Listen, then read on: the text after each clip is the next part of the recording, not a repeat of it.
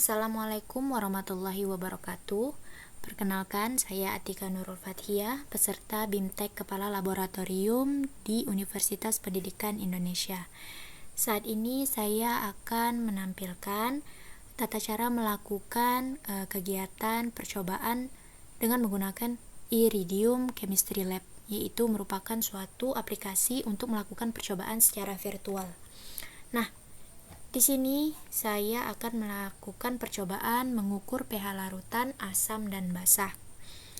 KD-nya yaitu KD 4.3, menyajikan hasil penyelidikan atau karya tentang sifat larutan, perubahan fisika dan perubahan kimia, serta pemisahan campuran.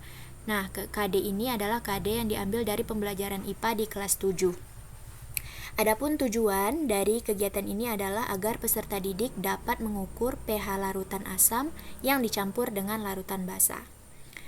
Nah, alat dan bahan yang dibutuhkan di sini jika kita lihat di Iridium Chemistry Lab sudah tersedia berbagai macam ada larutan, kemudian ada basa asam kuat, asam lemah, basa konjugat, asam konjugat, kemudian basa kuat, basa lemah, dan lain sebagainya. Di sini juga ada indikator dan banyak larutan-larutan lain.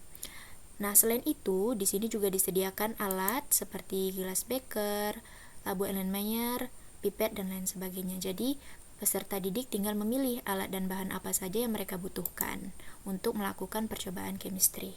Kembali lagi ke percobaan yang akan kita lakukan. Di sini alat yang kita butuhkan yaitu labu Erlenmeyer. Di sini kita pilih labu Erlenmeyer 250 ml. Kemudian juga dibutuhkan pipet tetes, kita ambil yang 5 ml. Kemudian ada buret, kita ambil 1. Kemudian pH meter dan termometer. Nah, di sini juga terdapat informasi mengenai larutan-larutan yang akan kita gunakan. Di sini ada jenisnya, ada jenis cair, padatan, atau spektrometrinya, dan di sini nanti akan nampak suhu dan ukuran pH-nya, pH meternya. Nah, di sini kita butuhkan asam kuat. Kita cari strong acid di sini. Strong acid H2SO4 1 molar. Di sini kita ambil. Nah, udah muncul. Kemudian kita juga perlu basa kuat atau strong base. Kita pilih NaOH 1 molar. Nah, berarti alat dan bahan yang kita butuhkan sudah siap. Kita lanjut ke langkah kegiatan. Yang pertama, kita siapkan labu Erlenmeyer-nya terlebih dahulu. Kemudian kita juga siapkan H2SO4 atau asam kuatnya. Nah, jangan lupa untuk mengecek berapa suhu dan berapa pH dari larutan ini. Nah, di sini kita lihat suhunya 25 derajat Celcius, kemudian pH-nya min 0,01, artinya dia bersifat sangat asam. Ya. Kemudian kita siapkan apa lagi di sini? Diminta siapkan pipet tetes 5 ml. Nah, di sini tadi kita ambil yang 10 ya, sepertinya salah. Di sini kita bisa ubah juga, kita hapus. Kemudian kita tambah lagi pipet yang 5 ml. Nah, sudah sesuai ukurannya. Nah, kita ambil 5 ml H2SO4 dengan pipet tetes ya. Nah, kita ambil, tulis di sini 5. Kita ambil. Kemudian kita masukkan, kita lepas dulu.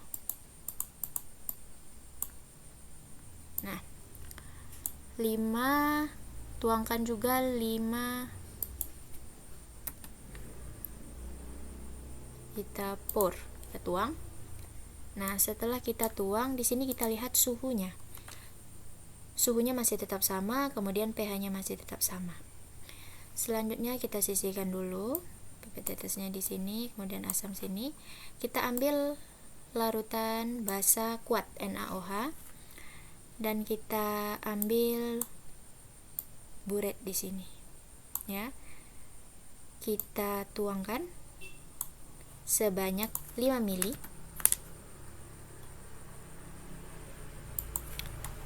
Nah, kemudian kita tuangkan ke dalam labu Erlenmeyer yang sudah berisi H2SO4. Ketikkan 5, kita tuang. Nah, ya, kita tuang, kita periksa suhunya. Nah, ternyata terjadi peningkatan suhu dan juga peningkatan pH.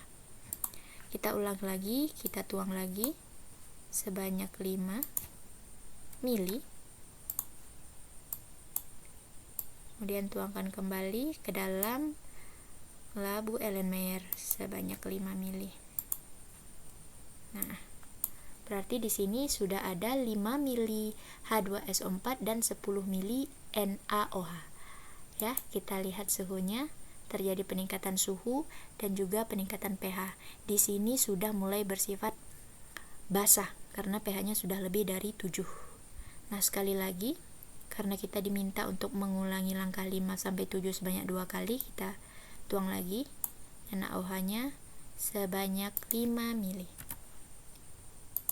Nah, sudah. Kemudian kita tuang ke campuran asam dan basa ini sebanyak 5. Nah,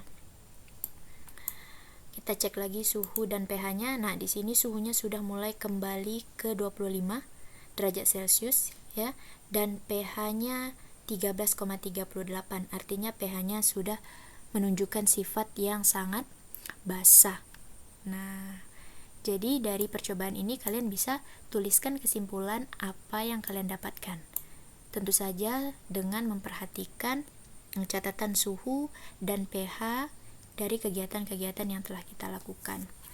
Nah, semoga dengan penggunaan Iridium Chemistry Lab ini dapat membantu untuk memvisualisasi percobaan-percobaan kimia apabila di sekolah teman-teman laboratoriumnya sangat terbatas, baik itu keterbatasan dalam alat ataupun juga dalam bahan.